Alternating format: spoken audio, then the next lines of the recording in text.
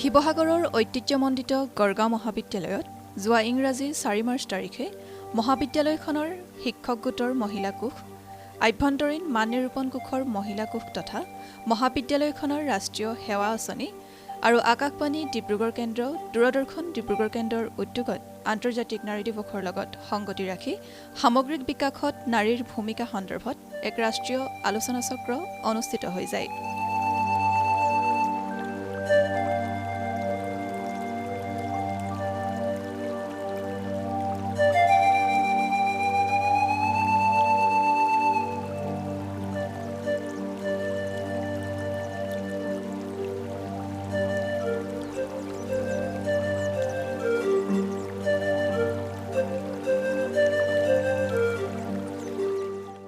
কাৰ্যসূচী অনুযায়ী অনুষ্ঠানৰ আৰম্ভণিতে মহাবিদ্যালয়ৰ ছাত্ৰ ছাত্ৰীসকলৰ দ্বাৰা এটি সমবেত সংগীত পৰিৱেশন কৰা হয়।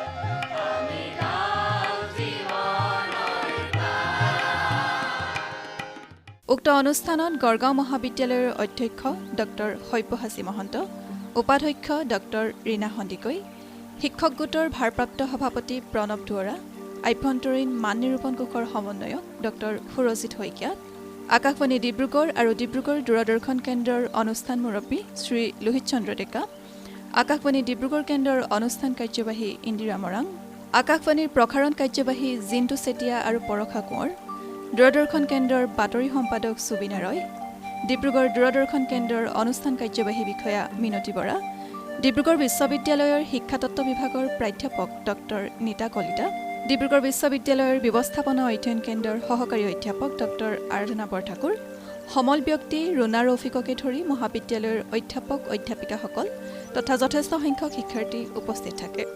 আমাৰ মাজত উপস্থিত আছে আকাশবাণী ডিব্ৰুগড় কেন্দ্ৰৰ সমন্বয়ৰক্ষী অনুষ্ঠান কাৰ্যবাহী বিষয়া ইন্দিৰা মৰাং বাইদেউ। আজিৰ অনুষ্ঠানটিৰ উদ্দেশ্য সম্পৰ্কত অৱগত কৰিবলৈ আমি শ্ৰীযুতা মৰাং বাইদেউক অনুৰোধ জনাইছোঁ। জয় জয়তে মই আকাশবাণী ডিব্ৰুগড় কেন্দ্ৰৰ অনুষ্ঠান কাৰ্যবাহী শ্ৰীমতী ইন্দিৰা মৰাঙে আন্তৰ্জাতিক মহিলা দিৱসৰ বাবে উপস্থিত সকলোকে শুভেচ্ছা জ্ঞাপন কৰিলোঁ। মই আজি অতিকৈ গৌৰৱান্বিত যে বুৰঞ্জী প্ৰসিদ্ধ গড়গাঁও মাটিত মহিলাৰ অংশীদাৰ ৰূপে থিয় দিয়াৰ সুযোগ পাইছোঁ। গড়গাঁও এসময়ত আহোম ৰাজ্যৰ ৰাজধানী। 1539 চনৰ পৰা 150 বছৰৰো অধিক অৰ্থাৎ 15জন আহোম ৰজা চিকলেন মিয়ং বা গড়গয়া ৰজা পৰা চিউ ফাটফা বা গদাধৰ সিংহৰ দিনলৈ এই পবিত্ৰ ভূমি আহোমৰ ৰাজধানী আছিল। বৰ্তমান পৰ্যটনথলী আৰু আহোমৰ ভাস্কৰ্য কলাৰ শিল্প ঐতিহ্য বহনকাৰী কাৰেংঘৰো এই গড়গাঁৱতে অৱস্থিত।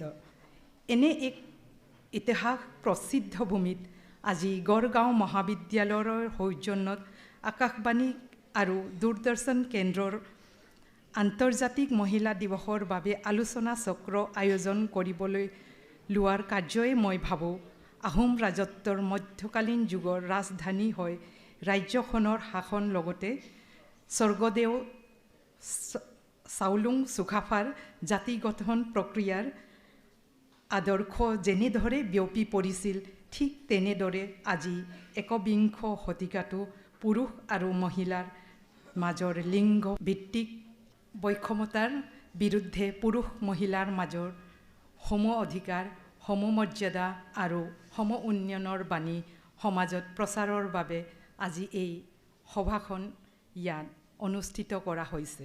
আলোচনা চক্ৰৰ আদৰণি ভাষণ আগবঢ়াই মহাবিদ্যালয়খনৰ অধ্যক্ষ তথা বিশিষ্ট শিক্ষাবিদ ডক্টৰ সব্যসাচী মহন্তই সৰ্বাত্মক বিকাশৰ বাবে নাৰীক লৈ সৰ্বভুক্ত দৃষ্টিভংগীৰে আগবঢ়াৰ ওপৰত গুৰুত্ব দিয়ে।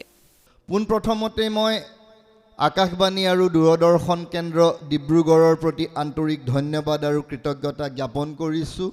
তেখেতসকলে আন্তৰ্জাতিক নাৰী দিৱসৰ সৈতে সংগতি ৰাখি আয়োজন কৰা এই ৰাষ্ট্ৰীয় আলোচনা চক্ৰখনি আমাৰ গড়গাঁও মহাবিদ্যালয়ৰ সৈতে একত্ৰ হৈ আমাৰ মহাবিদ্যালয়খনতে অনুষ্ঠিত কৰাৰ সিদ্ধান্ত গ্ৰহণ কৰিলে আৰু আমাক এই অনুষ্ঠানটি অনুষ্ঠিত কৰিবলৈ সুযোগ প্ৰদান কৰি আমাক বাধিত কৰিলে।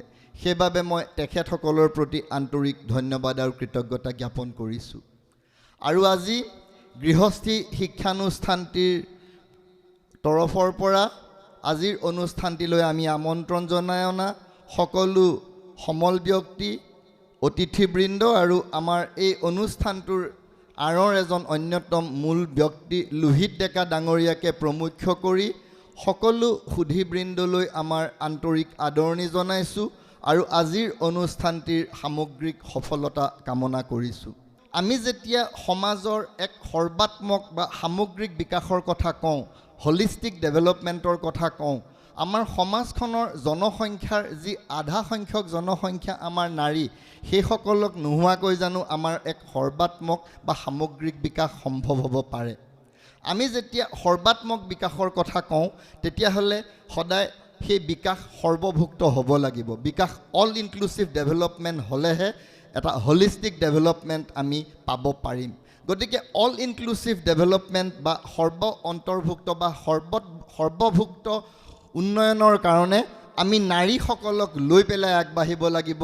কেৱল পুৰুষতান্ত্ৰিক সমাজ ব্যৱস্থাৰ দোহাই দি নাৰীসকলক দ্বিতীয় শ্ৰেণীৰ নাগৰিক হিচাপে যদি আমি ব্যৱহাৰ কৰি থাকোঁ আৰু আমি সদায়ে আওৰাই থকা সেই সমতা সমমৰ্যাদাৰ কথা যদি আমাৰ সুদূৰ পৰাহত থাকে, তেতিয়াহ'লে আমি বিচৰা সমাজখনৰ সৰ্বাংগীন বিকাশ, আমি বিচৰা সমাজখনৰ সৰ্বাত্মক বিকাশ আৰু আমি বিচৰা সমাজখনৰ সামগ্ৰিক বিকাশ কেতিয়াও সম্ভৱ নহয়।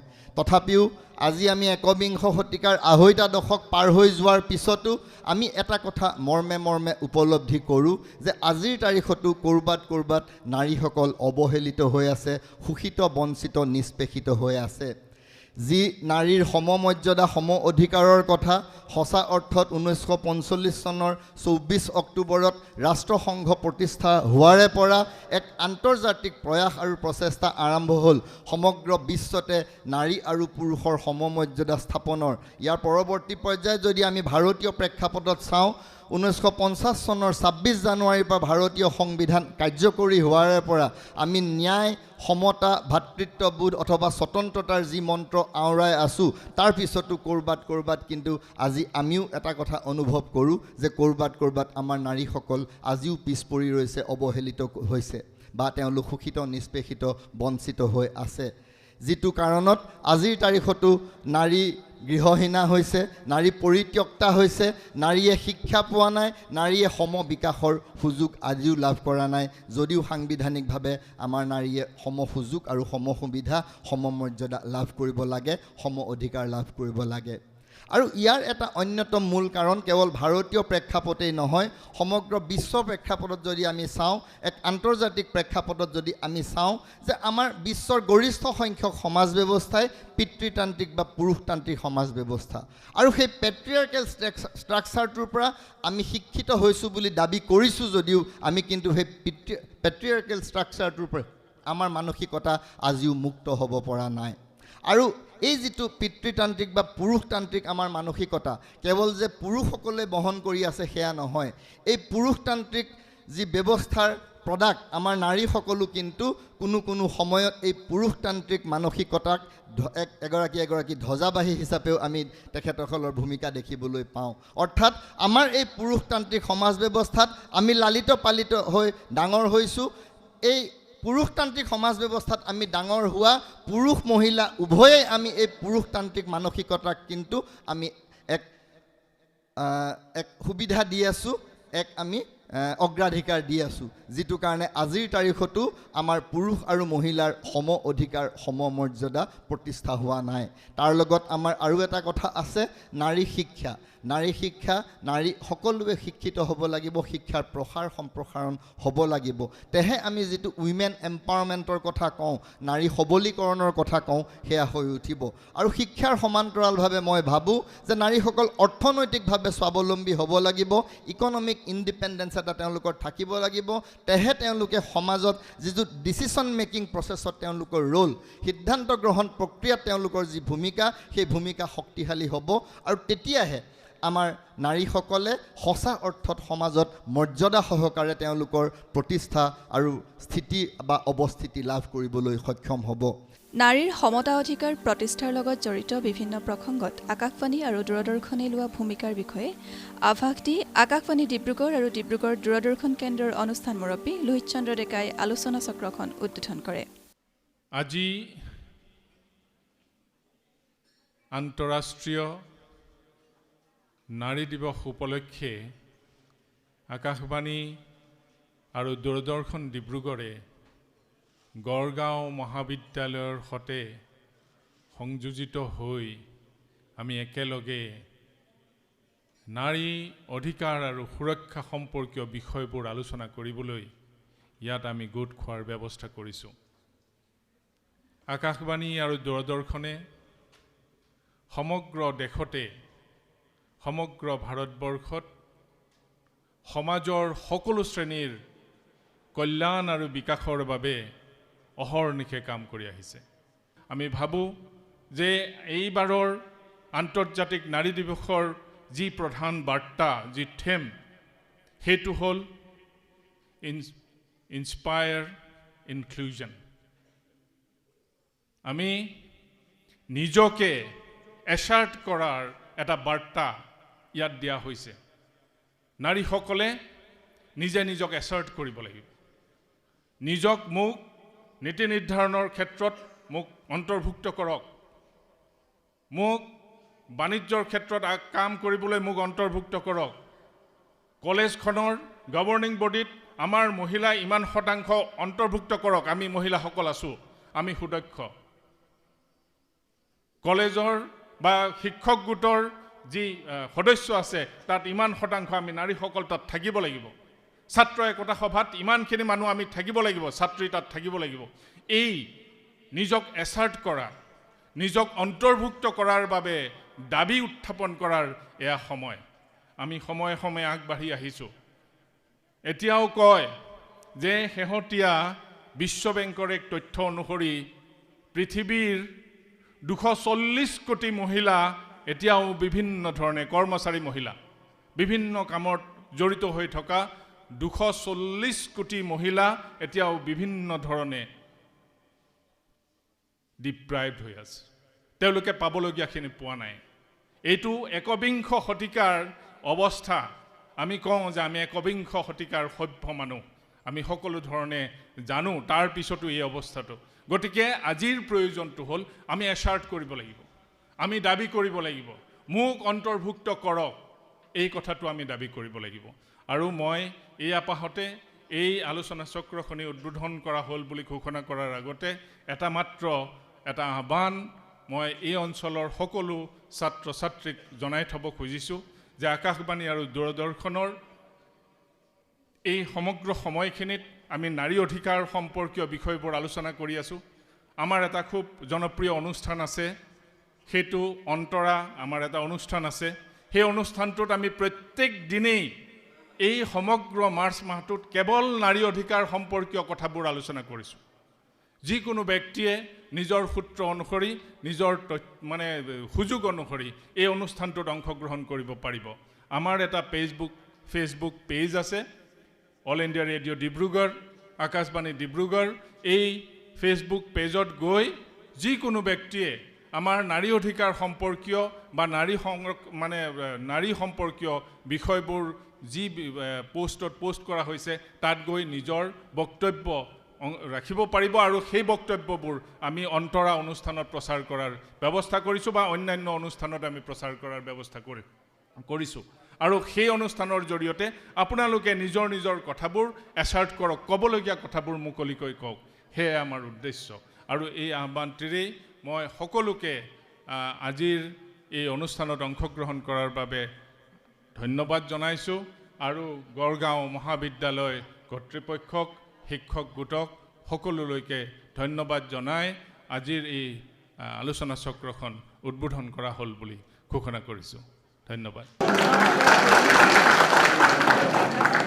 উক্ত আলোচনা চক্ৰত বিশেষ সমল ব্যক্তি হিচাপে ডিব্ৰুগড় বিশ্ববিদ্যালয়ৰ শিক্ষাতত্ত্ব অনুষদৰ ডিন তথা শিক্ষাতত্ত্ব বিভাগৰ প্ৰাধ্যাপক ডক্টৰ নীতা কলিতাই ভাৰতীয় জ্ঞান প্ৰণালীত মহিলাৰ ভূমিকা বিষয়ত আলোকপাত কৰি মানুহৰ মংগল সাধনেই জ্ঞান বুলি তাৎপৰ্যপূৰ্ণ মন্তব্য আগবঢ়ায় ভাৰতীয় জ্ঞান প্ৰণালী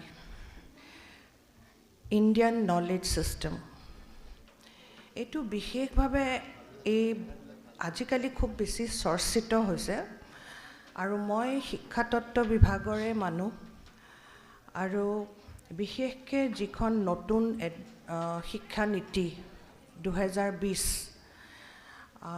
আমাৰ ইয়াত এতিয়া ইমপ্লিমেণ্ট হৈছে ভাৰতত গোটেই ভাৰতত তাত কিন্তু সাংঘাতিক গুৰুত্ব দিছে অন ইণ্ডিয়ান নলেজ ছিষ্টেম বা ভাৰতীয় জ্ঞান প্ৰণালী এই যিটো আমি বিশেষভাৱে কওঁ যে ভাৰতীয় শিক্ষণ প্ৰণালী বা যিটো আমি কওঁ ভাৰতৰ জ্ঞান যিটো আমাৰ মাননীয় প্ৰধানমন্ত্ৰী নৰেন্দ্ৰ মোদীয়ে প্ৰায় কয় যে ভাৰতক আমি বিশ্বগুৰু কৰিব লাগে এই যিটো ভাৰতৰ জ্ঞান আছে এই ভাৰতৰ জ্ঞান মানে কি আমি যদি ভালকৈ যদি আমি চাওঁ আৰু বুজিবলৈ চেষ্টা কৰোঁ কথাখিনি কিন্তু খুব সাধাৰণ আজি আমি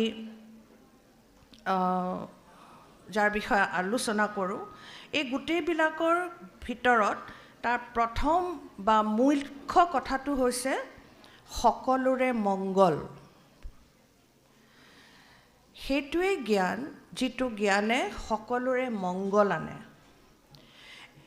এই ক্ষেত্ৰত কেইটামান আমাৰ খুব কমন শ্লোকছ আছে ঋগবেদত উপনিষদৰ প্ৰায় এইবিলাক আমি শুনা পাওঁ অৰ্থ হয়তো সকলোৱে নুবুজিব পাৰোঁ অলপ আগতে আদৰণি ভাষণত মাননীয় অধ্যক্ষই বৰ ধুনীয়া শ্লোক কৈছিলে তাৰে ভিতৰত দুটামান মই ক'ব বিচাৰিছোঁ যিকেইটা একেবাৰে শিক্ষাৰ লগত জড়িত এটা হৈছে ওম সৰ্বে ভৱন্তু সুখিনঃ সৰ্বে সন্তু নিৰাময়া সৰ্বে ভদ্ৰাণি পশ্যন্ত মা কশ্চিৎ দুঃখ ভাগ ভাৱে অৰ্থাৎ সকলোৱে যেন সুখী থাকে সকলো যেন সকলো ধৰণৰ ৰোগৰ পৰা নিৰাময় পায়, সকলোৱে যেন সকলো কথাত মংগলময় বা ভালেই দেখা পায়, আৰু কোনেও যাতে কেতিয়াও দুখ অনুভৱ নকৰে। আমি যিটো কওঁ wellbeing for all, health for all, তাৰ লগতে আৰু এটা কথা আছে যিটো খুব আমি শিক্ষা ফালৰ পৰা বিশেষভাৱে আমাৰ কাৰণে জৰুৰী। সেইটো হৈছে একম সত্য বিপ্ৰা বহুধা বদন্তি, তাৰমানে সদায় সত্য এটাই, কিন্তু ধাৰণা বা বুজাৰ ধৰণবোৰ বহুত হ'ব পাৰে, কিন্তু সত্য এটাই। এই দুটা কথা মনত ৰাখি যদি আমি আমাৰ শিক্ষা ব্যৱস্থাটো কিছুমান পৰিৱৰ্তন আনিবলৈ চেষ্টা কৰোঁ, তেতিয়াহ'লে আমি কিছুমান কথা মনত ৰাখিব লাগিব। আৰু তাৰে ভিতৰত প্ৰথমটো হৈছে যে বুজিব লাগিব যে আমাৰ মানৱ প্ৰচেষ্টা সদায় কোনফালে আমি আচলতে কৰোঁ। এটা আটাইতকৈ ইম্পৰ্টেণ্ট হৈছে যে জীয়াই থকা, নহয় জানো? কাৰণ মানুহ জীয়াই থাকিবৰ সেইটোৱেই প্ৰধান লক্ষ্য, জীৱিত থকা, অৰ্থাৎ যিটো আমি ইংলিছত ফিজিঅ'লজিকেল নিডছ কওঁ বা শাৰীৰিক সুবিধাখিনি। দ্বিতীয় কথাটো হৈছে যে পূৰ্ণতাৰে জীয়াই থকা, অকল ফিজিকেলি জীয়াই থকাই নহয়, পূৰ্ণতাৰে জীয়াই থকা, তাৰমানে আমাৰ সম্পৰ্কবিলাক মানুহৰ লগত, প্ৰকৃতিৰ লগত, পৰিৱেশৰ লগত, এই সম্পৰ্কবোৰ সদায় সুন্দৰ হ'ব লাগে আৰু পূৰ্ণতা থাকিব লাগে।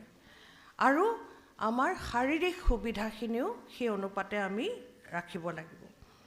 আৰু তাৰো ওপৰত যিটো কওঁ আমি হায়েষ্ট লেভেল, তাত আছে নিৰন্তৰ পূৰ্ণতাৰে সৈতে জীয়াই থকা, একেবাৰে নিৰন্তৰ, য'ত আনন্দ, শান্তি, সন্তুষ্টি, সুখ, পূৰ্ণতা, জ্ঞান, স্পিৰিচুৱেলিটি বা ঈশ্বৰ তত্ত্ব আদি বিভিন্ন নামেৰে আমি ভাবিব পাৰোঁ। অৰ্থাৎ আমি যদি আমাৰ জীৱনটো জীয়াই থাকিব বিচাৰোঁ সম্পূৰ্ণ অৰ্থত, তেতিয়াহ'লে আমি সঠিক বুজাবুজিৰ মাজত চলিব লাগিব, মানুহৰ লগত, পৰিৱেশৰ লগত। আমি সদায় মিলাপ্ৰীতিৰে, প্ৰেম, মমতা, এনেকুৱা মূল্যবোধেৰে সৈতে আমি মানুহৰ লগত, জীৱ জন্তুৰ লগত জীয়াই থাকিব লাগিব। মানুহৰ লগত আমাৰ মিলাপ্ৰীতিৰ সম্পৰ্ক সদায় বজাই ৰাখিব লাগিব, আৰু সদায় আমি নিশ্চিত কৰিব লাগিব যে আমি কিছুমান সঠিক দক্ষতাৰে প্ৰকৃতিৰ বাকী অংশৰ সৈতেও মিলি থাকিব যাতে পাৰোঁ। বিশিষ্ট উদ্যমী মহিলা ৰুনা ৰফিকে সামগ্ৰিক বিকাশৰ বাবে মহিলাৰ উদ্যমিতা বিষয়ত আলোচনা কৰি মহিলাৰ উদ্যমিতাৰ বাবে কামৰ প্ৰতি থকা হেঁপাহ, নিজকে জড়িত কৰাৰ মানসিকতাই লক্ষ্যপ্ৰাপ্তি সহজ কৰে বুলি ভাষণ প্ৰদান কৰে। যিমানখিনি মোৰ আজিলৈকে অভিজ্ঞতা হ'ল, মই সেইখিনিকে অলপ চামাৰি কৰি পেলাই ক'বলৈ বিচাৰোঁ।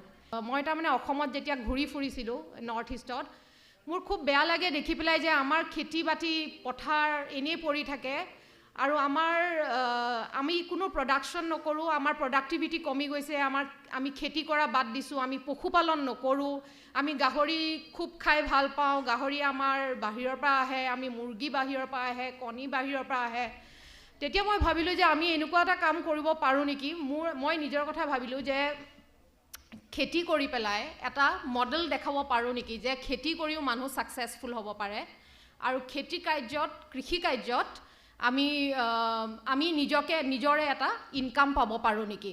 তোমালোক বোধহয় এতিয়াও এনেকুৱা বেছিখিনি 90% ফেমিলি চাগে এনেকুৱাই যাৰ এতিয়াও খেতি বাতি আছে, যোন খেতি নাইবা কৃষি বেকগ্ৰাউণ্ডৰ। অসমখন তেনেকুৱাই, 80% মানুহ এতিয়াও কৃষিভিত্তিক, অথচ আমাৰ ইনকাম একেবাৰে কম। সেইকাৰণে মোৰ উদ্দেশ্য আছিলে যে যিহেতু মই পাৰোঁ, মই আৰু এটা কথা ক'ম ইয়াৰ পিছত, যে উদ্যমতা সকলোৰে কাৰণে নহয় আচলতে। এইটো এটা পোক যদি এবাৰ মগজত সোমায়, সেইটো বৰবাদ নাইবা ছাকচেছ আৰু কিবা এটা হয়গৈ, অথচ এইটো এটা পোক।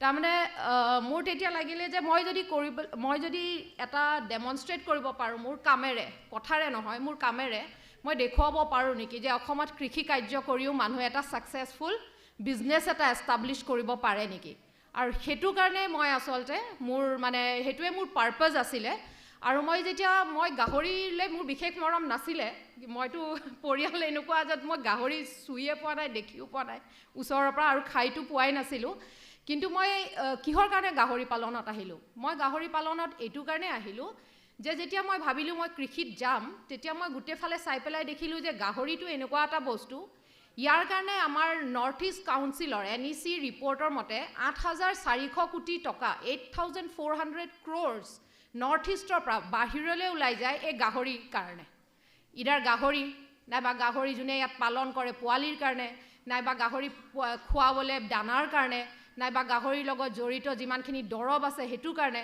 সেইকাৰণে সেইটো সময়ত অকলে ময়ে নাছিলোঁ আৰু 2-3জন আছিলে যোনে আমি ভাবিছিলোঁ যে গাহৰি আমি ইয়াতে কিয় নকৰোঁ আৰু সেইকাৰণে আৰম্ভ হৈছিলে গাহৰি মোৰ কাৰণে তাৰপিছত সেইটো সময়ত আৰু এটা ইম্পৰ্টেণ্ট কথা আছিলে মই মনোজ বসুমতাৰীক লগ পাইছিলোঁ আপোনালোকে বহুতে জানিব পাৰে মনোজ বসুমতাৰী পিগমেন অফ ইণ্ডিয়া আছাম বুলি কয় আৰু মনোজে প্ৰথমতে কমাৰ্চিয়েল পিগাৰী যে এটা চাইণ্টিফিকেলি কমাৰ্চিয়েলি কৰিব পাৰে সেই মডেলটো মনোজে উলিয়াইছিলে আৰু আমি সেই লগে লগে সেইটো সময়তে মনোজক লগ পোৱাৰ কাৰণে ময়ো ভাবিলোঁ যে গোটেই মাৰ্কেটখন দেখি ইমান বেছি গাহৰিৰ এটা ডিমাণ্ড আছে সেইটো কাৰণে ময়ো এখন গাহৰি ফাৰ্ম ষ্টাৰ্ট কৰিলোঁ now I am talking about business দেই মই কি কাম কৰোঁ সেইটো মই কৈ আছোঁ চ' সেইটো কৰাৰ পিছত লাহেকৈ মই অসম ষ্টাৰ্টআপ যিটো আছে গভৰ্ণমেণ্ট তেওঁলোকে মোক চিলেক্ট কৰিলে আছাম ষ্টাৰ্টআপত আপাৰ্ট বুলি এটা ৱৰ্ল্ড বেংকৰ প্ৰজেক্ট আছে গভৰ্ণমেণ্ট অফ ইণ্ডিয়া অসমে চলায় এগ্ৰিকালচাৰ ডিপাৰ্টমেণ্টত তাতো মোক চিলেক্ট কৰিলে এজ এ ষ্টাৰ্টআপ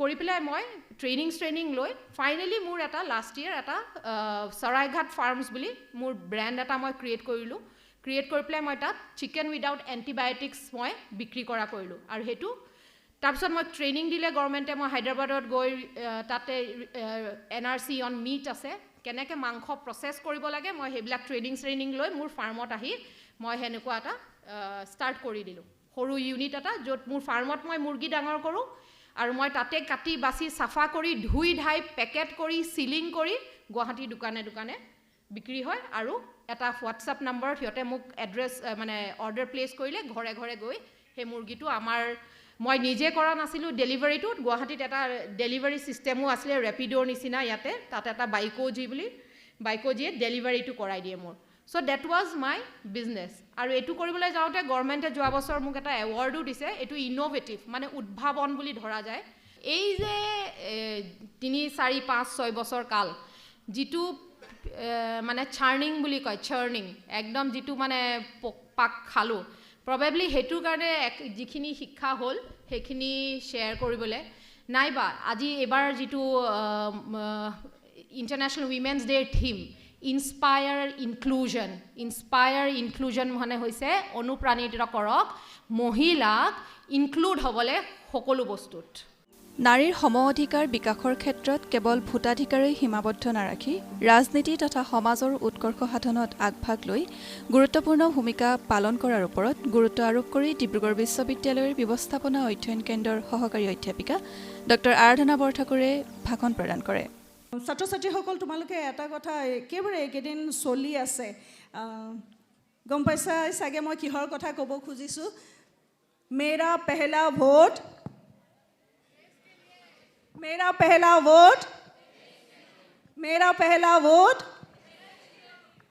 মই ভাবোঁ যে এতিয়া এই ৰুমত বহি থকা 90% ছাত্ৰ ছাত্ৰীয়ে চাগে প্ৰথমবাৰৰ বাবে ভোট দিবা ভোটৰ আচলতে আমি এটা বেনেকুৱা বিষয়ত মই কথা ক'ব খুজিছোঁ সেইটো হৈছে ৰাজনীতি ছাত্ৰ ছাত্ৰীসকলহে নালাগে শিক্ষক শিক্ষয়িত্ৰীকে আদি কৰি আমাৰ অধিকাংশ কৰ্মচাৰীৰে কোনো ধৰণৰ এইটো এটা আচলতে মানে ইণ্টাৰেষ্টৰ ছাবজেক্ট নহয় সেইকাৰণে মই এইটো মোৰ নিজৰ এটা মিছন হিচাপে মই ধৰোঁ মই প্ৰায়ে যেতিয়া মানুহবিলাকক লগ পাওঁ কিবা ধৰণে কথা পতা হয় মই আমাৰ মানুহখিনি বিশেষকৈ অসমীয়া মানুহখিনিক ৰাজনৈতিকভাৱে সচেতন কৰা কথাটোত গুৰুত্ব দিওঁ আজি যেতিয়া এই ইনক্লুজনৰ কথাটো কৈছে ইনস্পায়াৰ ইনক্লুজন মই ক'ব খুজিছোঁ যে মহিলাসকলৰ অংশীদাৰিত্ব ৰাজনীতিত মহিলাৰ অংশীদাৰিত্ব কিয় বাঢ়িব লাগে আৰু আমি ইতিমধ্যে আচলতে এই শব্দটো দুটা কাৰণে ভাগ কৰি ক'ব পাৰোঁ এটা হৈছে অংশীদাৰিত্ব আৰু এটা হৈছে অংশগ্ৰহণ মাতৃপ্ৰধান সমাজ বুলি কওঁ সেই মাতৃলিনিয়ান যিখন সমাজ আছে সেই সমাজখনতো আকৌ তেওঁলোকৰ 60জন বিধায়ক আছে দেই তেওঁলোকৰ বিধানসভাত 3গৰাকী মাত্ৰ মহিলা আছে তাৰ মানে সেই মাতৃপ্ৰধান সমাজখনত 3গৰাকী মহিলাকহে বিধানসভালৈ যাবলৈ দিছে তাৰ এগৰাকী মন্ত্ৰী আমাৰতো অসমত মন্ত্ৰী নাইয়ে চাগে মহিলা আমি যদিও মহিলাক বৰ ওপৰত ৰাখোঁ তেনেকুৱা ধৰণে আপুনি মিজোৰামত দেখিব 40খন চিট আছে তাৰ 2গৰাকী মহিলা আছে মণিপুৰত মাইকী মানুহবোৰ বৰ আগবঢ়া বজাৰ সমাৰ গোটেই অৰ্থনীতি মহিলাৰ হাততে আছে আধা কিন্তু তাৰ পাছতো আপুনি দেখিব যে মণিপুৰতো 60খন চিট থকাৰ পাছত তাৰ 5খনতহে আপোনাৰ 5গৰাকীহে মহিলা MLA আছে এই কথাটো কৈছোঁ যে এই ৰাজনীতিত আমাৰ অংশগ্ৰহণ কৰাটো খুবেই জৰুৰী ত্ৰিপুৰাত সেইদৰে 60খন চিট আছে তাৰে 6গৰাকী মহিলা আপুনি যদি ছিকিমলৈ যায় ছিকিমক আকৌ আমি আজি ইনক্লুড কৰি লৈছোঁ নহয় 14 চনৰ পাছত ছিকিমক আমাৰ উত্তৰ পূৰ্বাঞ্চলত আমি ইনক্লুড কৰি লৈছোঁ আমি অষ্টলক্ষ্মী বুলি কওঁ প্ৰধানমন্ত্ৰীয়ে খুব ভাল পায় অষ্টলক্ষ্মী বুলি কয় তেখেতে উত্তৰ পূৰ্বাঞ্চলক তেতিয়া এই অষ্টলক্ষ্মী যিখন আমাৰ ছিকিম আছে ছিকিমত 32খন চিট আছে মানে 32জন MLA আছে তাৰে 3গৰাকী মহিলা গতিকে এই সংখ্যাটো শুনিবলৈ যদিও বৰ বৰিং হৈছে তথাপিতো মই সংখ্যাৰ দ্বাৰা আপোনালোকক বুজাব খুজিছোঁ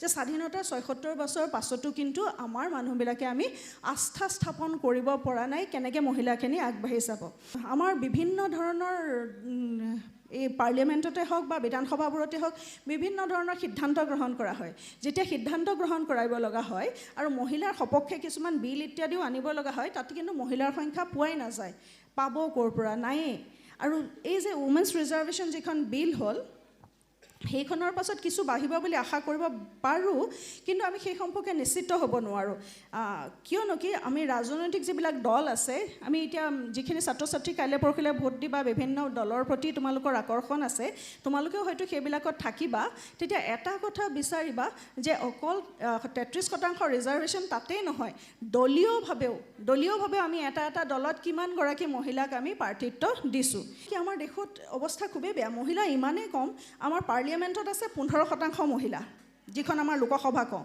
যিখন ৰাজ্যসভা তাত 13% মহিলা আছে সেই আপোনাৰ আমাতকৈ পিছপৰা দেশ বাংলাদেশতে কিন্তু কি হৈছে 21% মহিলা তেওঁলোকৰ পাৰ্লিয়ামেণ্টত আছে তেওঁলোকৰ আমি ভাবোঁ যে তেওঁলোক ৰক্ষণশীল মুছলমান সমাজ তেওঁলোকৰ দেশখন পিছপৰা অৰ্থনৈতিকভাৱে পিছপৰা কিন্তু তেওঁলোক আমাতকৈ বহুত কথাত আগবাঢ়ি গৈ আছে বাৰে বাৰে মই কৈছোঁ যে সংখ্যাই সকলো ভালকৈ সংখ্যাখিনি চাই থাকক সংখ্যাই কি কৰিছে এতিয়া আমাতকৈ পিছপৰা যিবিলাক আফ্ৰিকাৰ দেশ আছে ৰুৱাণ্ডা আছে নাইজেৰিয়া আছে এনেকুৱা যিবিলাক পিছপৰা দেশ আছে তেওঁলোকত 50%তকৈও বেছি মহিলা সাংসদ আছে সেইকাৰণে আমি কি হৈছে ৰাজনৈতিক ক্ষেত্ৰখনত কেৱল ভোটাৰ হৈ পেলাই আছোঁ আৰু যেতিয়ালৈকে আমি কেৱল ভোটাৰ হৈয়ে থাকিম তেতিয়া কিন্তুলৈকে আমাক চবেই সৰু বস্তু কিছুমান দি পেলাই এনেকৈ ধৰণে শোষণ কৰিয়ে থাকিব সেইকাৰণে মই কৈছোঁ কাৰণ পৃথিৱী বহুত আগবাঢ়ি গ'ল এতিয়া পৃথিৱীত 31খন দেশত মহিলাই নেতৃত্ব দি আছে ছুইডেনৰ নিচিনা এখন দেশে ছুইডেনে কৈছে 1914 চনতে কৈছে যে এটা শব্দ আছে নহয় আমাৰ ফেমিনিষ্ট বুলি ক'লে মানুহবিলাকে আমাৰ পৰা 7 হাত দূৰত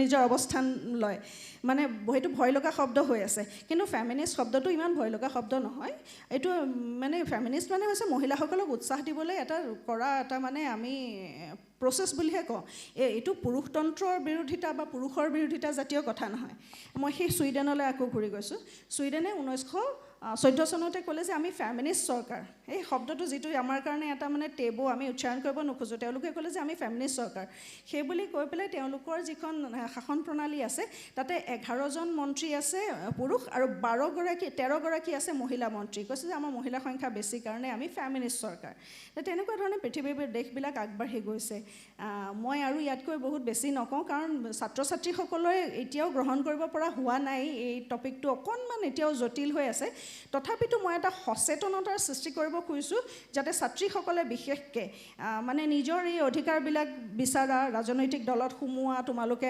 নেতৃত্ব লোৱা এইবিলাকৰ পৰা 7 হাত দূৰত অৱস্থান নকৰিবা এইবিলাকৰ দ্বাৰাই তুমি তোমাৰ দেশত বৰঙণি আগবঢ়াব পাৰিবা আৰু এই যে মই ক'লোঁ এই যে মেৰা পেহলা ভোট দেশ কে লিয়ে ভাবি পেলাই দিবা তুমি নিজে গোটেই দেশৰ সমস্যাবিলাক অনুধাৱন কৰি চোৱা তাৰপাছত তুমি ভাবিবা যে কাক ভোট দিব লাগিব আৰু একে সময়তে মনত ৰাখিবা যে ৰাজনীতিত যাতে প্ৰৱেশ কৰাটো মহিলাৰ কাৰণে আৰু অকণমান সুচল হয় তোমালোকে নিজে একদম এছাৰ্ট কৰি নিজে ডিমাণ্ড কৰি নিজৰ জোৰত নিজে সোমাই যাবা উক্ত আলোচনা চক্ৰত কথা কবিতাৰ দ্বিতীয় অনুষ্ঠান যথাক্ৰমে অৰ্থনীতি বিভাগৰ বিভাগীয় প্ৰধান ডক্টৰ ৰিমজিম বৰাৰ অভিনিবিষ্টা সুৰুজমুখী আৰু অসমীয়া বিভাগৰ সহযোগী অধ্যাপিকা নীলাক্ষী চেতিয়া আৰু সহকাৰী অধ্যাপিকা দেৱযানী বকলিয়ালৰ নাৰীৰ মনৰ ভাৱনাৰ ঐশ্বৰ্যৰ উপস্থাপনে অংশগ্ৰহণকাৰীসকলৰ মন মগজুত চিন্তাৰ খোৰাক জোকায়। অভিনিবিষ্টা সুৰুজমুখী কথোপকথন আইৰ সতে প্ৰস্তাৱনা। কাঞ্চনমতী আইৰ আজি বৰ সুখ, অভিনিবিষ্টা সুৰুজমুখী ঊৰ্ধ্বমুখী খোজেৰে বৰকৈ জিলিকিছে দেখোন, অথচ চৌদিশে প্ৰতিবন্ধকতাৰ অজস্ৰ প্ৰতিধ্বনি। ঢাক ঢাক কেঁচে লোৱা এঙাৰে ঢাক, দে দে কলুষিত পানী অলপ ছটিয়াই দে, গুজি দে পাৰ যদি জোঙা জোঙা শিল কেইটামান সুৰুজমুখীৰ বাটত কোনোবাতে সুৰুঙাৰে গুজি দে। এঙাৰেও ঢাকিব নোৱাৰা, পানীয়েও নুমুৱাব নোৱাৰা জোঙা শিলৰ খোজত তেজে তুমুৰলি হ'লেও সুৰুজমুখীৰ দেখোন একেই ঊৰ্ধ্বমুখী খোজ।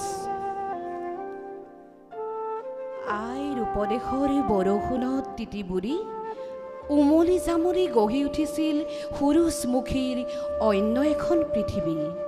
কথা এক, সাদৰী আয়ে কৈছিল, আনে নোযোৱা বাটে নাযাবি আইজনী, শিলে বিন্ধিব খলা বমাত উজুতি খাবি।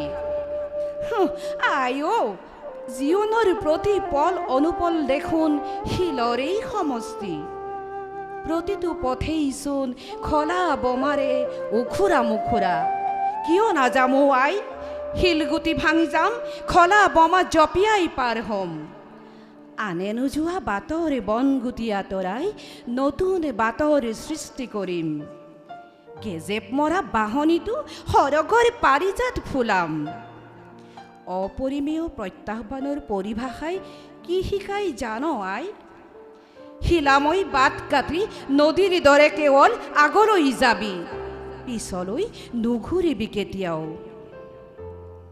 কথা দুই, সাদৰী আয়ে কৈছিল, সকলোৰে লগত মিত্ৰতা কৰি থাকিবি, শত্ৰুৰ ভাও বুজি আঁতৰি থাকিবি মাইজনী।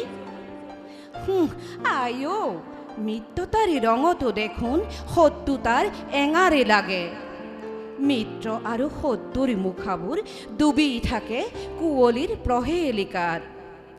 আই, শত্ৰুৰ ভেটিতেই শত সহস্ৰ সফলতাৰ দালান গঢ়িম, বেদনাৰ জুমুঠিত সাজিম সুখৰ আখল, ফিনিক্স পক্ষী হৈ উৰিম সমস্ত নভমণ্ডল। আই, হৃদয় ভঙাৰ যন্ত্ৰণাত স্পন্দিত হৃদয়ৰ প্ৰতিটোপাল ৰক্তকণিকা ছটফটালেও আন কোনেও কাহানিও নেদেখিব যন্ত্ৰণাৰ সেই অনুচ্চাৰিত কাহিনী।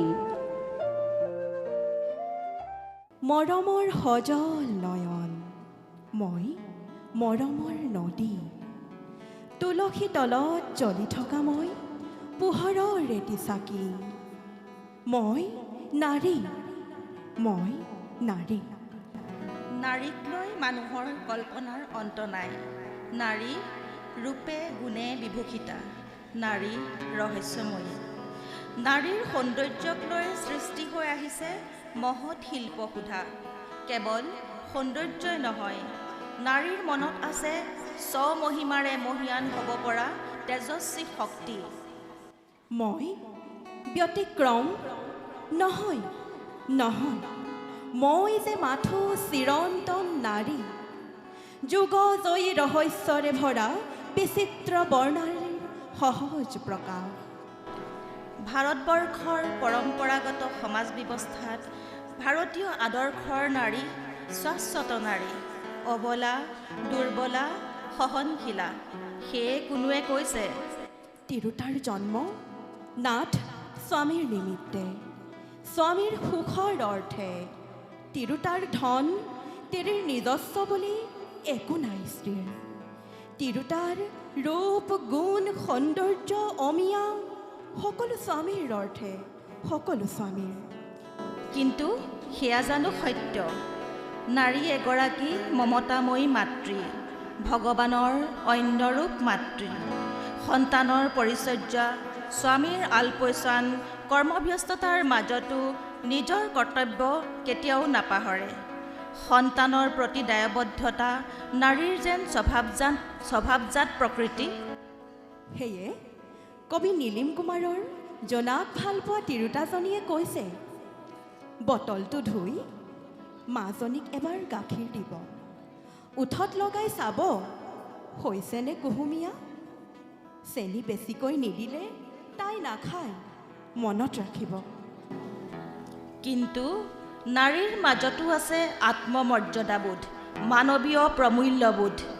নাৰী এক স্বয়ংসম্পূৰ্ণ ব্যক্তিত্ব। কেৱল স্বামীৰ নিমিত্তেই নাৰীৰ জন্ম নহয়, পত্নীৰ দায়িত্ব পালন কৰিব নোৱাৰা স্বামীক ত্যাগ কৰিব পৰাকৈও শক্তিশালী নাৰী। সেয়ে সীতাই কৈছিল, যদি স্বামী হয় শক্তিহীন দুৰ্বল হৃদয়, পত্নীৰ কাৰণে কৰা নাই কৰ্তব্য একোৱেই। মনে যাৰ ৰাজ সিংহাসন, সত্য এৰি মিথ্যাভোজী, জীৱা কৰে প্ৰজাটোখন, হেন স্বামী ত্যাগ কৰা সতীৰ কৰ্তব্য। নাৰী কেৱল পত্নী বা মাতৃয়ে নহয়, নাৰী এগৰাকী প্ৰেয়সীও। নৱযৌৱনৰ স্বপ্নভৰা মাদকতাক জগাই তুলিব পৰা এক অনন্য শক্তিৰ অধিকাৰিণী নাৰী। বুকুত পিন্ধি হেঙুল বৰণ, চৌদিশে বিয়পাই প্ৰেমৰ বৰণ। কিনো সি সোণৰ কাঠি, যাৰ স্পৰ্শ লাগি কৈশোৰৰ ইন্দ্ৰজাল তন্দ্ৰা যায় ভাগি। নাৰীয়ে প্ৰাপ্তিৰে উপচাই তোলে পুৰুষ হৃদয়। প্ৰেমৰ আবাহনী মন্ত্ৰৰে পুৰুষক পুৰুষ বুলি অনুভৱ কৰোৱাই নাৰীয়ে। প্ৰাণৰ সুৰভি দি চামুক, গানৰ পুৰবী শুনাছো মোৰ, জীৱনৰ এই মৰু হ্ৰদজুৰি মহাসাগৰৰ কঁপিছে সুৰ। সামাজিক পাৰিবাৰিক দায়বদ্ধতাত নাৰীয়ে পুৰুষৰ ইচ্ছাৰ বিৰোধিতা কৰিলে পুৰুষে অভিযোগ কৰিবলৈ নাপাহৰে। বহুৰূপা হে নীলানাগিনী, তুমি মৰিচিকা প্ৰথ ভস্ত প্ৰথিকৰ অন্তিম তৃষ্ণাই মাথো তোমাৰ উঠত তোলে হাঁহিৰ লহৰ। উক্ত অনুষ্ঠানতে মহাবিদ্যালয়ৰ ছাত্ৰী ধৃতিপ্ৰজ্ঞা ফুকনে এতিয়া আধুনিক গীতো পৰিৱেশন কৰে। সন্ধিয়াৰ আকাশত বগলী উৰে, আইৰে ঘৰলৈ মনতে পৰে।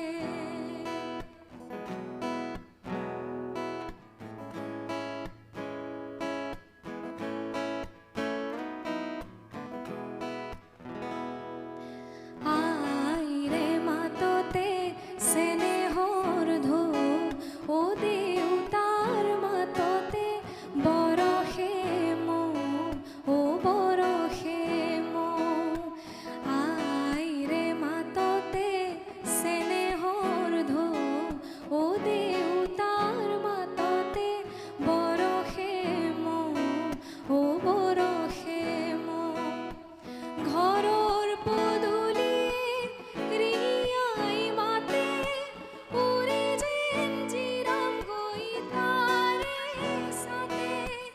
ল'ৰালিৰ দিনবোৰ জিলমিল কৰে, আইৰে ঘৰলৈ মনতে পৰে। ইংৰাজী বিভাগৰ সহকাৰী অধ্যাপক ডক্টৰ অঞ্জন কোঁৱৰ আৰু মহাবিদ্যালয়ৰ শিক্ষক গোটৰ মহিলা কোষৰ সমন্বয়ক দেৱযানী বকলিয়ালে আঁতধৰা আলোচনা চক্ৰৰ শেষত আভ্যন্তৰীণ মান নিৰূপণ কোষৰ মহিলা কোষৰ সমন্বয়ক নীলাক্ষী চেতিয়াই অংশগ্ৰহণকাৰীসকলক শলাগৰ শৰাই আগবঢ়ায়। মই বিশেষকৈ আৰাধনা মেমৰ ওপৰত প্ৰশ্ন আছিলে যে ৰাজনৈতিক ক্ষেত্ৰত মহিলাই যে ভূমিকা গ্ৰহণ কৰে, যে ৰাজনৈতিক ক্ষেত্ৰত কিছু ক্ষেত্ৰত দেখা যায় পুৰুষে মহিলাক মানে দমন কৰি ৰাখে। তেনেকুৱা ক্ষেত্ৰত আপোনাৰ কিবা ৰায় আছে নেকি?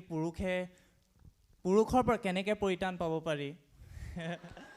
মানে দমন কৰি ৰাখে এইটো ইয়াৰ ক্ষেত্ৰত মই তোমাক ধন্যবাদ জনাইছোঁ যিহেতু তুমি প্ৰশ্নটো পোনপটীয়াকৈ মোকে দিছা কথাটো এনেকুৱা ৰাজনীতি মানে মই একেবাৰে আমি এখন প্ৰেক্ষাপটত আহি লওঁ ভাৰতীয় প্ৰেক্ষাপটখনলৈ ভাৰতীয় প্ৰেক্ষাপটত ৰাজনীতিত মহিলাসকলৰ প্ৰৱেশ খুব সহজ নহয় তাৰ কেইবাটাও কাৰণ আছে একেবাৰে প্ৰথম কাৰণৰ ভিতৰত এটা পৰে যে মহিলাসকলৰ হাতত টকা পইচা কম ৰাজনীতিত টকা পইচাৰ খুব প্ৰয়োজন আছে তুমি যদি দেখা কেতিয়াবা যদি তালিকাখন চোৱা MLA আৰু MP যিখিনি মানুহ উঠিছে তেওঁলোকৰ যিখিনি ঘোষিত আয়খিনি বহুত বেছি এই এনেকুৱা ধৰণে ইমান বেছি ধৰণে ক'লা টকাৰ প্ৰয়োগ হৈছে ভাৰতীয় সমাজখনত এই ইলেকশ্যনৰ ছিষ্টেমটোত মহিলাৰ হাতত ইমানখিনি ক'লা টকা নাই এইটো এটা কিন্তু একেবাৰে লুকুৱাই থোৱা সত্য 2 নম্বৰ কথা হৈছে পুৰুষসকলৰ দৰে মহিলাসকলৰ আৰু কিছুমান বস্তু নাই যেনেকৈ তুমি চাবা যে ভাৰতীয় যিখন এতিয়া ছিষ্টেম চলি আছে ৰাজনীতিৰ তাত বহুতবিলাক মানুহে আছে তোমাৰ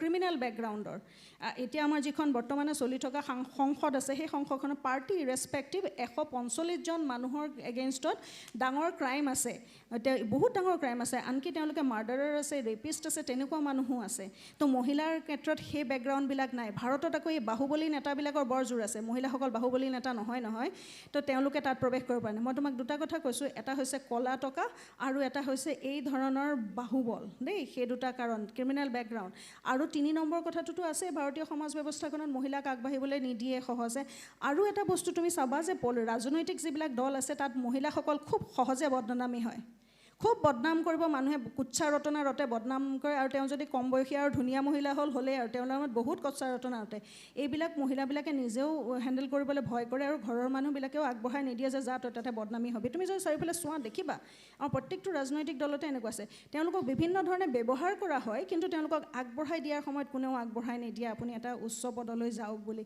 গতিকে এইখিনি মহিলাই নিজেই কৰিব লাগিব আৰু আমাৰ সমাজৰো যথেষ্ট কৰণীয় আছে এই মৃণা বাইদেউ যেনেকৈ কৈছে যে মই জোৰকৈ ওলাই যাব লাগিব নিজৰ ঘৰৰ পৰা তেনেকৈ ওলাই যাব লাগিব আৰু তাৰ পাছত কিন্তু ডাঙৰ ৰোল আছে সৰব হ'বলৈ আমি সাধাৰণ নাগৰিকবিলাক আৰু মিডিয়াৰ যথেষ্ট ৰোল আছে কিন্তু ইয়াত দেই তেওঁলোকে যথেষ্ট এনকাৰেজ কৰিব লাগিব শিক্ষা ব্যৱস্থাটোত এনকাৰেজ কৰিব লাগিব আৰু মইতো নিজে সবল হ'বই লাগিব মোক কোনোবাই আগবঢ়াই দিব মই আগবাঢ়ি যাম তেনেকুৱা নহয় মই পঢ়া শুনা চব বস্তু নিজে কৰিছোঁ এই ক্ষেত্ৰখনলৈও মই নিজে যাম আৰু ইয়াতে মই এটা মোৰ সবল স্থিতি ৰাখিম কাৰণ সদায়তো এনেকুৱা নাথাকে আৰু 20 বছৰত ক'লা টকাৰো প্ৰভাৱ নাথাকিব আৰু অহা 20 বছৰত ইমান ৰাজনীতিৰ অপৰাধীকৰণটো চলি নাথাকিব এই গতিত যেনেকৈ চলি আছে গতিকে আমাৰ যথেষ্ট ভৱিষ্যত আছে খুব আশাবাদী আমি বৰ্তমান মহিলাৰ উদ্যমীয়তাত চৰকাৰে কেনেধৰণে মানে ভূমিকা পালন কৰিব লাগে এয়া অকণমান যদি মেমে কৈ দিয়ে সদায় উদ্যমিতা নাই বা বিজনেছত প্ৰথম কথাটো হ'ল এটা পৰিৱেশটোত কি সোমাই থাকে চৰকাৰৰ আচলতে মই ভাবোঁ চৰকাৰৰ বিজনেছ ইজ নট গভৰ্ণমেণ্টছ বিজনেছটো গভৰ্ণমেণ্টৰ কাৰবাৰ নহয় কাম নহয় অথচ হেভিং ছেড ডেট গভৰ্ণমেণ্টৰ কাম কি হয় গভৰ্ণমেণ্টৰ কাম হয় এটা পৰিৱেশ সৃষ্টি কৰাৰ সেই পৰিৱেশটো কিন্তু মানুহে নিজে কৰি ল'ব নোৱাৰে যেনেকৈ মই আজি গাহৰি পালন কৰোঁতে এক্সাম্পল এটা দিছোঁ মই নিজৰ টকা পইচা মই নিজৰ গোটেই ৰিচোৰ্চ মই ফেমিলি ছাপোৰ্ট ফ্ৰেণ্ডছৰ ছাপোৰ্ট দি পেলাই মই এখন গাহৰি ফাৰ্ম এষ্টাব্লিছ কৰিলোঁ মই গাহৰি আনিলোঁ কিন্তু গাহৰি ভেকচিনটো যেতিয়া ভেকচিন দিব লাগে গাহৰি ভেকচিনটো কোনো পাৰ্চনেল মানুহে প্ৰাইভেটলি বনাব নোৱাৰে ভেকচিন বনোৱাটো এটা বিৰাট ডাঙৰ কাম ভেকচিন এটা সহজে হৈ উঠা বস্তু নহয় এইটো বহুত সাংঘাতিক ছাপোৰ্ট এটাতহে তোমালোকে এতিয়া ক'ভিডত দেখিলাই কিমান ছাপোৰ্ট দিলে ক'ভিডৰ কোভাক্সিন নাইবা কোভিশ্বিল্ড বনাবলৈ তেতিয়াহে হৈ উঠিলেগৈ ভেকচিন এই ধৰণৰ ভেকচিনটো বনোৱাটো আমাৰ নিজৰ নহয় আমি নোৱাৰোঁ কৰিবলৈ ফাৰ্মাৰবিলাকে যেতিয়া খেতিয়ক পশুপালকবিলাকে যেতিয়া সৰুকৈ গাহৰি পালন কৰে আৰু তাত যেতিয়া বেমাৰ এটা আহে আৰু যেতিয়া বেমাৰটোৱে গোটেইখন ফাৰ্ম মাৰি থৈ গুচি যায় নেক্সট টাইম ফাৰ্মাৰটোৱে সেই ঘৰ এটা বনাই থাকি গ'ল কিন্তু গাহৰি কিনিবলৈ পইচা নাথাকে গাহৰি কেইটামান আনি পেলাই গাহৰি একবাৰ কিনিলেও যেনিবা পোৱালি 10টা তাক যে 10 মাহ খুৱাই থাকিব লাগিব সেই খোৱাৰ কাৰণে এটা পইচা লাগি থাকে ৱৰ্কিং কেপিটেল এটা সেই ৱৰ্কিং কেপিটেলটো মানুহে বেংকৰ পৰাহে পাব পাৰে, ক'ৰ পৰা পাব নহ'লে ৱৰ্কিং কেপিটেল? সেই ভেকচিনটো ক'ৰ পৰা পাব? সেই লাইফ ষ্টক ইঞ্চুৰেঞ্চটো ক'ৰ পৰা পাব? এইবিলাক ক্ষেত্ৰত গভৰ্ণমেণ্টৰ এটা ডাঙৰ ৰোল থাকে আৰু এইখিনি ৰোল গভৰ্ণমেণ্টৰ কাম হয়, এইখিনিয়ে গভৰ্ণমেণ্টৰ কাম। যাতে এটা পৰিৱেশ দিব লাগে, মই যদি আজি গৈ আছোঁ কিন্তু মই যদি পৰিলোঁ, মোক উঠাবলৈ আকৌ এটা ঠেলা এটা যাতে মই গভৰ্ণমেণ্টৰ পৰা ছাপৰ্ট এটা পাওঁ, সেইটো গভৰ্ণমেণ্টৰ কাম। নমস্কাৰ বাইদেউ, মোৰ প্ৰশ্নটো আৰাধনা বাইদেউলৈ আছিলে। মানে ময়ো ৰাজনীতি বিজ্ঞান বিভাগৰে ছাত্ৰী। মই এটা প্ৰশ্ন সুধিব বিচাৰোঁ যে মানে আমাৰ মহিলাসকলৰ ক্ষেত্ৰত আমি ভোটিং বিহেভিয়াৰটোৰ কথা যদি ক'বলৈ যাওঁ, এতিয়া আমি ৰাজনীতিত অংশগ্ৰহণ কৰাৰ কথাটো আপুনি কৈছে, গতিকে মানে মহিলাৰ ক্ষেত্ৰত ভোটিং বিহেভিয়াৰটো মানে কেনেকুৱা ধৰণৰ প্ৰভাৱ পৰে? ভোটিং বিহেভিয়াৰৰ ক্ষেত্ৰত মহিলাৰ মানে অংশগ্ৰহণটো কেনেধৰণে প্ৰভাৱ পেলায় তাৰ বিষয়ে মানে আমি ভোটটো দিবলৈ গৈয়ে আছোঁ, ভোটটো দিওঁতে আমি ইণ্ডিপেণ্ডেণ্টলি হয়তো বহুতে দিছোঁ, ইণ্ডিপেণ্ডেণ্টলি নাই দিয়া। তুমি সেইটো আমি বিশেষকৈ মানে পঞ্চায়তৰ পৰ্যায়তে হওক বা আমি গাঁৱৰ পৰ্যায়তে হওক, এনেকুৱা ধৰণৰ আমি মানে গাঁৱৰ যিখিনি মানুহ হওক, ঘৰৰে মেইন মানুহ যিজন হয় তেওঁ বোলে বিজেপিতে ভোট দিব, মানে মোৰ ৱাইফেও তেনেকুৱা সেইটোতে ভোট দিব লাগিব, এনেকুৱা বহুত চলি আছে। আমি দেখোঁ মানে গোটেই ভাৰতবৰ্ষখনতে সেইটো চলি আছে। কাৰণ কি আমি এতিয়া পিতৃতান্ত্ৰিক সমাজখনৰ পৰা ওলাই অহা নাই, সেইটো কাৰণে যিখিনি আমি ভোট দিবলৈ যাওঁ বা যি কৰিবলৈ যাওঁ ঘৰৰ মানুহক সুধিহে যাওঁ, তাকো ঘৰৰ মানুহ মানে ঘৰৰ মূল পুৰুষখিনিক সুধি পেলাইহে আমি কৰিবলৈ যাওঁ। সেই ব্যৱস্থাটোৰ পৰাতো আমি মুক্ত হ'ব লাগিবই, এটা কথা। আৰু 2 নম্বৰত মহিলাৰ সক্ৰিয় অংশগ্ৰহণ হ'ব লাগে ৰাজনীতিত। এই বিভিন্ন যিবিলাক, যিহেতু তোমালোক ভোটাৰবিলাকে ক'ব লাগিব যে এইখন যদি কমিটি বনাইছে, এই কমিটিখনত মহিলা কিমান আছে, এইখিনি যদি ওপৰলৈ যাব খুজিছে, এই ওপৰলৈ যাব খোজাখিনিত মহিলা কিমান আছে। আৰু তেনেকৈ ওপৰৰ লেভেলত যিখিনি মহিলা আছে তেওঁলোকে জোৰ দিব লাগিব যে উমেন্স ৰিজাৰ্ভেশ্যন বিল কিয় লাগে, মহিলাক আপোনালোকে প্ৰাৰ্থিত্ব দিয়ক, এনেকুৱা এগৰাকী আমি মহিলা আগবঢ়াই দিম। তো সেই জোৰটো নিজৰ ফালৰ পৰা আহিব লাগিব। আৰু পঢ়া শুনাৰ মানুহ হিচাপে আমিতো এতিয়া গোটেইখিনিয়ে শিক্ষিত, গোটেই ভাৰতবৰ্ষখনত 65% মানুহ শিক্ষিত আৰু আমি অসমততো 75% মহিলাই শিক্ষিত। তো যেতিয়া আমি শিক্ষিত মহিলা হওঁ, সেইখিনি আমি জোৰ কৰি কিয় নিজৰ মতে নলওঁ? মোৰ যদি গৃহস্থই যদি যিটো দলত ভোট দিবলৈ গৈছে সেইটো দলত মই কেতিয়াও ভোট নিদিওঁ, সেইখিনি কিন্তু নিজৰ ফালৰ পৰাই সেই এচাৰ্ট বাৰে বাৰে আমি কৈছোঁ যে বাৰে বাৰে নিজক তুমি ক'ব লাগিব যে আপুনি য'ত ভোট দিবলৈ গৈছে সেইমতে মই তাতে ভোট দিবলৈ যাব নোৱাৰিম, সেইটো এটা মোৰ নিজস্বতা থাকিব লাগিব। সেইটোৱেতো উমেন এম্পাৱাৰমেণ্ট।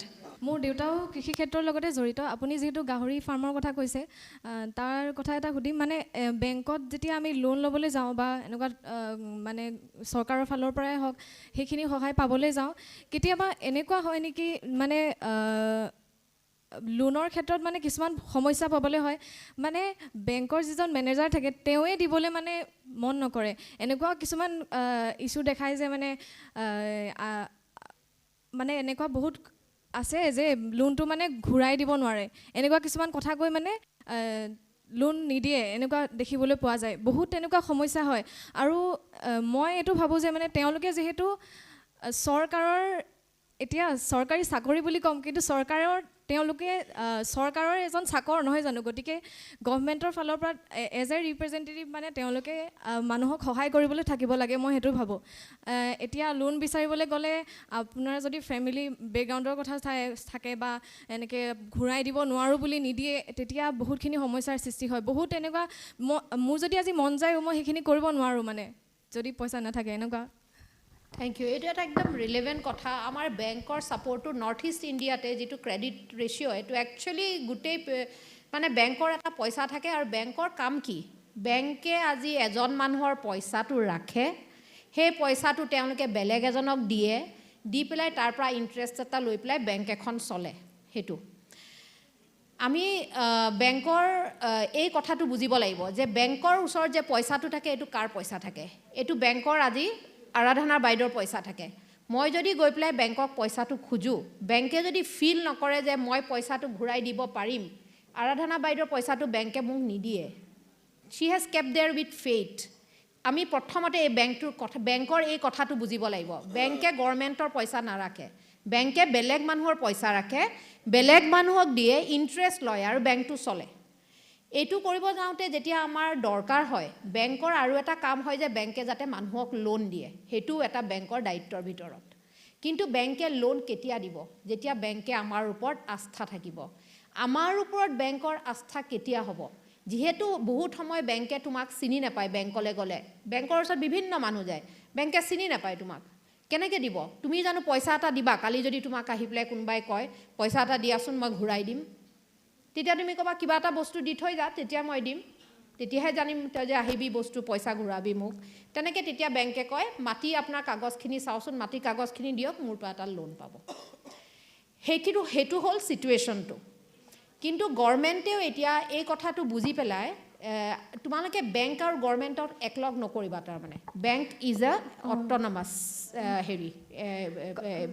মানে কি ইনষ্টিটিউশ্যন, আৰু গভৰ্ণমেণ্টটো বেলেগ। এতিয়া গভৰ্ণমেণ্টে বেংকক কৈছে যে তহঁতে লোন দে, লোন যদি নিদিয় তহঁতে ফাইন ভৰ। আৰু এগ্ৰিকালচাৰটো এটা প্ৰায়ৰিটি ছেক্টৰ বুলি কয়, এইটো প্ৰায়ৰিটি ছেক্টৰ। চব বেংকে ইণ্ডিয়াত কেইটামান ছেক্টৰ গভৰ্ণমেণ্টে বাছি দিছে। এগ্ৰিকালচাৰ এটা প্ৰায়ৰিটি ছেক্টৰ, আৰু প্ৰায়ৰিটি ছেক্টৰ লেণ্ডিং পইচা দিব লাগে, কিন্তু বেংকে ভয় খায়। কাৰণ কিয়? যদি সেই পইচাটো কালি তোমাৰ পৰা ঘূৰি নাহিলে তেতিয়াহ'লে এটাটো হ'ল বেংকৰ লছ হ'ল, 2 নম্বৰ হ'ল গভৰ্ণমেণ্টে এটা ক্ৰেডিট দিয়ে আজিকালি চব বেংকক, ক্ৰেডিট গেৰেণ্টি দিয়ে যে তুমি যদি পইচা ঘূৰাই নিদিয়া বেংকে কিন্তু গভৰ্ণমেণ্টে পইচাটো ঘূৰাই দিব বুলি এটা ক্ৰেডিট গেৰেণ্টি দিয়ে। সেই ক্ৰেডিট গেৰেণ্টিটোত বেংকক পইচাটো ঘূৰাই দিওঁতে গভৰ্ণমেণ্টে বহুত দেৰি কৰে, যিটো কাৰণে বেংকে আকৌ পইচা লোন দিবলৈ টান পায়। চ' এইবিলাক কিছুমান প্ৰেক্টিকেল প্ৰব্লেমছ আছে, নোহোৱা নহয়, যিটো কাৰণে বেংকে লোন দিবলৈ টান পায়। কাৰণ বেংকৰ পইচাটো এগৰাকী ছেভিংছৰ পইচা, কোনোবাই থৈছে এই পইচাটো, সেইটো লছ কৰাই দিব নোৱাৰে। মোক দি পেলাই মই ঘূৰাই নিদিম, এখেতৰ পইচাটো তেনেকৈ লছ কৰাব নোৱাৰে। Bank has a responsibility. আপুনি যিহেতু এগৰাকী এতিয়া বিজনেছ ওমেন, আমাৰ সমাজত এটা টেবু চলি থাকে যে বিজনেছ কৰি নেখায়, খাব নোৱাৰে, বা এতিয়া আমি ল'ৰা হ'লেও চৰকাৰী চাকৰি এটা লাগে, বা ছোৱালী বিচাৰিবলৈ গ'লেও ছোৱালী ঘৰত ক'বই যে চৰকাৰী চাকৰি এটা লাগে। আপুনি এতিয়া আমি যদি বিজনেছো কৰোঁ, সেইটো কেনেকৈ আপুনি আঁতৰাব যে চৰকাৰী চাকৰি নহ'লেও হ'ব, বিজনেছ কৰিও মানে খুৱাব পাৰিব? কেনেকৈ আঁতৰাবা জানা? কৰি পেলাই আঁতৰাবা, কৰি পেলাই আঁতৰাবা। কৰিবা, দেখুৱাবা, নিজে নিজে আঁতৰিব। মানুহক ক'ব নালাগে এইটো বেলেগকৈ গৈ। আৰু be an example. Thank you. Aradhana মেমলৈ সুধিবলৈ আছিলে, আমি যে যোনবোৰ টেগলাইন বনাওঁ, বেটি বাচাও বেটি পঢ়াও বা কিবা ওমেন এম্পাৱাৰমেণ্ট, আমি কিয় নবনাওঁ যে ল'ৰা পঢ়াওক বা নাৰীক সন্মান কৰিব শিকাওক? আমি এইবোৰ টেগলাইন কিয় নবনাওঁ?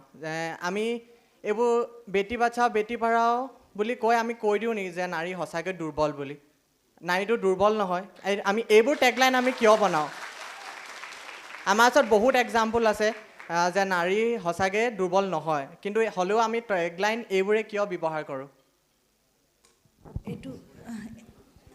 সেইটো মানে কথাটো হ'ল এনেকুৱা যে আমাৰ অসমীয়া সমাজখনত মাইকী মানুহবিলাকৰ ইমানো প্ৰব্লেম হোৱা নাই। স্কুলত ল'ৰা ছোৱালী যে পঠিয়াই, আমাৰ গাঁৱৰ মাইকী মানুহবিলাকে ল'ৰা ছোৱালী সমানে স্কুললৈ পঠিয়ায়। এই যে লাইনটো, এইটো সামগ্ৰিক, এইটো অকল আমাৰ সমাজখনক লক্ষ্য কৰি কৰা হোৱা নাই। তুমি যদি ভাৰতবৰ্ষৰ বিশেষকৈ উত্তৰ ভাৰতৰ ভিতৰুৱা জেগাবোৰলৈ যোৱা, তুমি দেখিবা তাত নাৰী কিমান সমস্যা আছে। বেটি বাচাও মানে এতিয়াও ভ্ৰূণ হত্যা চলিয়ে আছে, এতিয়াও শিশু কন্যাক মানে মাৰা এইটো চলিয়ে আছে। তাৰমানে সেইবোৰ জন্ম পোৱাৰ আগতে ল'ৰা ছোৱালীবিলাকক হস্পিটেলবিলাকতে মাতৃগৰ্ভতে চিহ্নিত কৰা হয় ল'ৰা নে ছোৱালী। ছোৱালী হ'লে মাৰি পেলাই। সেইখন সমাজ তুমি দেখাই নাই, ভয় খাই যাবা, শুনিলেও ভয় খাই যাবা। আৰু পঢ়াটোতো তেওঁলোকৰ তেনেকুৱা। এতিয়া মোৰ এজন মুচি মই চিনি পাওঁ, মুচিজন অসমত কাম কৰি আছে, তেওঁৰ লগত মই কেতিয়াবা কথা পাতোঁ। তেওঁ 4জনী ছোৱালী, এটা ল'ৰা। তেওঁক মোক লগ পালে বিৰাট গৰ্বৰে কয় যে বিহাৰত তেওঁৰ পৰিয়াল আছে, তেওঁৰ ল'ৰাটো খুব ভালকৈ ইংলিছ মিডিয়াম স্কুলত পঢ়াইছে বুলি পেলাই কয়। মই কওঁ ছোৱালীকেইজনী পঠিয়াইছেনে কৰিবলৈ? বোলে ডাঙৰকেইজনী পঠিয়াবলৈ মোৰ পইচা নাছিলে, নপঠিয়ালোঁ। সৰুজনী সেই ওচৰতে প্ৰাইমেৰী স্কুল আছে, তালৈ গৈছে। সেই এনেকুৱা সামগ্ৰিক পৰিস্থিতিটো তুমি বুজি পাইছানে? সেইবিলাক জেগাত এতিয়াও ভ্ৰূণ হত্যা হৈ আছে, এতিয়াও কিন্তু ছোৱালীজনীক স্কুললৈ পঠিওৱাই নাই। সেই মানুহটোৱে মোৰ মানে একে ব্যক্তিগত জীৱনত এটা উদাহৰণ যে 3জনীক পঢ়ুৱাই নাই, আৰু এজনী সৰুজনী পঢ়াইছে ওচৰৰ সেই কিবা, আৰু চৰকাৰী স্কুল পাইছে তাতে পঢ়াই দিছে, আৰু কিন্তু ল'ৰাটো ইংলিছ মিডিয়ামত পঢ়িছে। গতিকে এই সামগ্ৰিক পৰিস্থিতিটোলৈ চাই আমি এতিয়াও আচলতে বেটি বাচাও বেটি পঢ়াওতে আছোঁ। আৰু 2 নম্বৰ কথাটো তুমি ঠিকেই কৈছা, সেইটো আমি আমাৰ লেভেলত আমি কৰিয়ে আছোঁ। মোৰ যিগৰাকী সহকৰ্মী মহিলা আছে, তেওঁলোকৰ পুত্ৰ সন্তান আছে, কন্যা সন্তান নাই। তেওঁলোকে সেই মহিলাকেইগৰাকীয়ে, এইবিলাক সাধাৰণ কথা তোমাক কৈছোঁ, মহিলাকেইগৰাকী আমি এদিন কনভাৰ্চেশ্যন কথা পাতি আছোঁ, তেতিয়া তেওঁ কৈছে যে মই জানা মোৰ ল'ৰাকেইটাক চব শিকাই দিছোঁ। এই বিচনা পাৰিব লাগিব, ৰাতিপুৱা চচপেনত গৰম পানী তুলি দিব লাগিব, চব ছোৱালীয়ে কৰা কাম সিহঁতি কৰিব পাৰিবই লাগিব, নহ'লে বোৱাৰীকেইজনী আহি মোক খুব গালি পাৰিব, মায়ে ল'ৰা খুব বেয়াকৈ তুলিছে, ইহঁতি একো কৰিব জনা নাই ঘৰৰ কাম। গতিকে এইটো বিভিন্ন লেভেলত চলি আছে। তুমি হয়তো এইখিনি মানে অনুধাৱন কৰিব পৰাকৈ আৰু অকণমান বয়স পাব লাগিব, তেতিয়া তুমি চাৰিওফালে চকু খুলি চালে তুমি গম পাই যাবা যে সঁচাকৈ কিন্তু ছিষ্টেম সলনি হৈ আছে। আমি কৈ আছোঁ, ল'ৰাবিলাকক শিকাই আছোঁ, মহিলাক সন্মান কৰিব লাগে, মহিলাই কৰা প্ৰত্যেকটো কাম কৰিব পাৰিব লাগে, মানে ঘৰুৱা কাম কাজবিলাকত আচলতে আমি জেণ্ডাৰ ডিফাৰেঞ্চিয়েশ্যন কৰিব নালাগে। এইখিনি কৰিছে, শিক্ষিত মহিলাসকলে বহুত আগবাঢ়িছে, কৰিছেও। মই এই প্ৰশ্নোত্তৰ কথাখিনি সামৰিব খুজিছোঁ। এটা কথা, এওঁলোকৰ প্ৰশ্নোত্তৰ আৰু প্ৰশ্নখিনি শুনি মোৰ এটা অনুভৱ হৈছে যে সমস্যা আমাৰ আছে আৰু এই সমস্যা সমাধানৰ কাৰণে ৰুণা বাইদেৱে কোৱাৰ নিচিনাকৈ আমি ৰিস্ক ল'বই লাগিব। মহিলাসকলে, ছাত্ৰীসকলে আমি সমাজত আগবাঢ়ি যাবৰ কাৰণে আমি যে কৈছোঁ নিজক আমি এছাৰ্ট কৰিব লাগে, আমি দাবী কৰিব লাগে, আমাক সংযোজন কৰক, আমাক লওক, এই কথাটো আমি দাবী কৰিব লাগিব।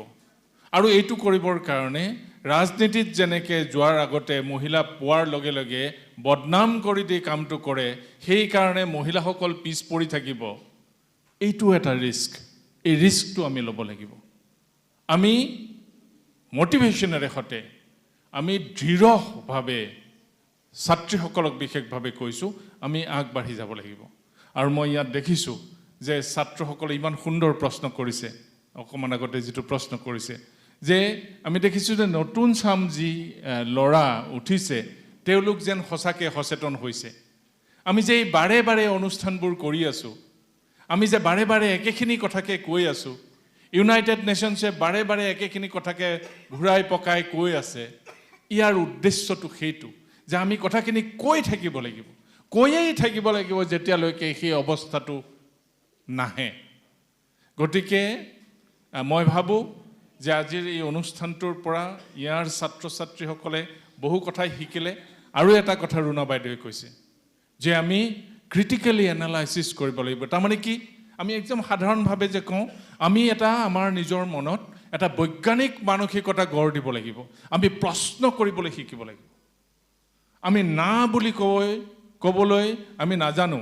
কথাবোৰ ক্ষেত্ৰত, মহিলাসকলৰ ক্ষেত্ৰত, ছাত্ৰীসকলৰ ক্ষেত্ৰত কোনো পুৰুষ শক্তি যেতিয়া নেকি আগবাঢ়ি গৈ থাকে, বহু সময়ত নিজক বচাবৰ কাৰণে, নিজক সুৰক্ষিত কৰিবৰ কাৰণে না বুলি ক'ব নোখোজে, ক'ব লাগিব। সেই দৃঢ়তা, সেই বৈজ্ঞানিক যুক্তিৰে সৈতে নিজৰ মনটোক সুদৃঢ় কৰাৰ যি শক্তি, সেই শক্তি আমি গঢ়ি তুলিব লাগিব।